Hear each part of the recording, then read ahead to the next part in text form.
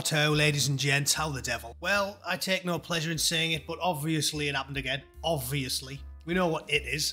And followers of this channel will know exactly what I'm talking about when I say obviously. Because, well, let's have a quick trip down Bootneck memory lane, shall we? And see what I said the day after the last high-profile mass shooting, shall we? It's almost like the people that run the world want everybody to murder each other. I've been astounded at the response to this shooting, purely because anybody who's got the brains that the gods gave a goose will be well aware that, I mean, seriously, I remember reading a piece about 10 years ago. The last 3 days have been shocking.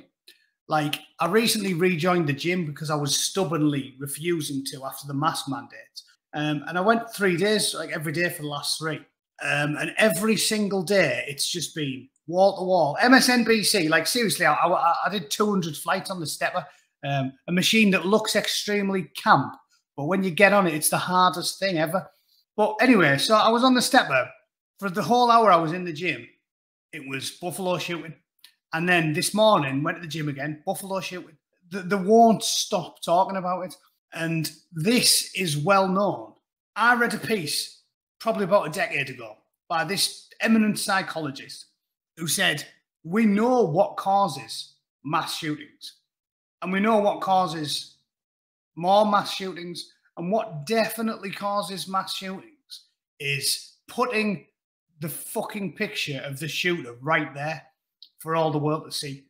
Again, this isn't me now doing comical news reporting as I do. This is me telling you some facts that I remember reading about a decade past. So all these eminent psychologists have said, we know what causes it and we know how to minimize it. And you minimize it by not purposely winding people up, not reporting the news in a far left partisan way or a reactionary right-wing way, and definitely not telling you all about the shooter constantly, giving you his life story, putting his pictures up. We know what causes it and we keep doing it.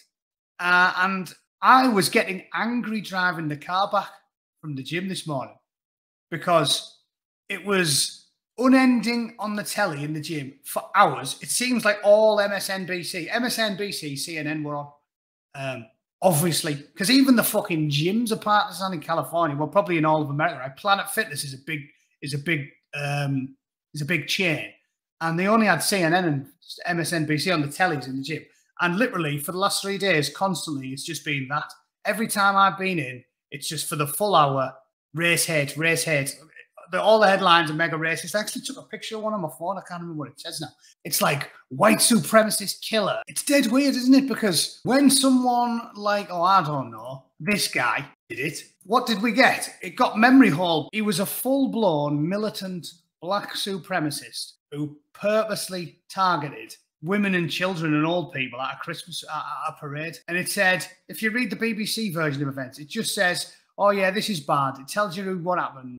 The headlines from some of the American ones were just like, SUV hits people. They didn't even mention the driver or the motives. And what I'm trying to paint the picture is not just the fact that we know publishing pictures and life stories of the shooter always demonstrably and provably causes more shootings to occur in the weeks following these big events. But the thing that made me so angry is that not only do we know that that's how to cause more shooting, but it's the way that they're framing this while simultaneously ignoring the incident, memory holding the incident, playing the incident down. Whenever somebody who's black does something like this, it's going to make both sides angry, right? Because for the last 3 fucking days, every time I've glanced up at that television, it's been really colourful headlines saying things like race hate. And then underneath, it's going to be like white supremacists strike again. And all this is going to do is it's going to hugely speed up the number of these things occurring and the total race to the bottom that's going to occur as a result. The thing that really pulls my pisser and fills me with rage and contempt for these degenerate media sharks that promote and push this stuff is, well, it's twofold. First of all, we've known about this problem for at least 2 decades. Here's a paper from the National Library of Medicine, all about the role of media in promoting generalised imitation. I will put the link in the description so you can read it in full, but this is what I was talking about in my last little tirade. It's not new, it's not me being clever and coming up with some theory, some wild hypothesis. This stuff has been known about for decades. For decades. A contagion effect similar to a copycat effect has been suggested in mass shootings, and it suggests that behaviours can be contagious and spread across a population. There is now evidence that when a mass shooting occurs, there is a temporary increase in the probability of another event within the next 13 days on average. There you go. For ratings, and because they want to play a cheap political game, the mainstream media, and let me say by the way, I will give in a very, very rare piece of praise for the BBC. They must have got the memo, because I watch the BBC a lot, I read it every day.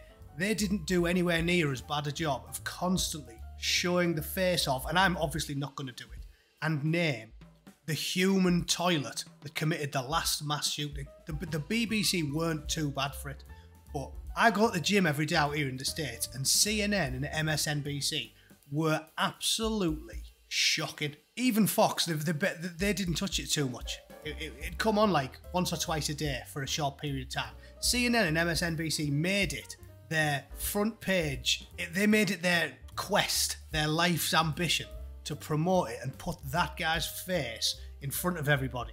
10 hours a day for a week.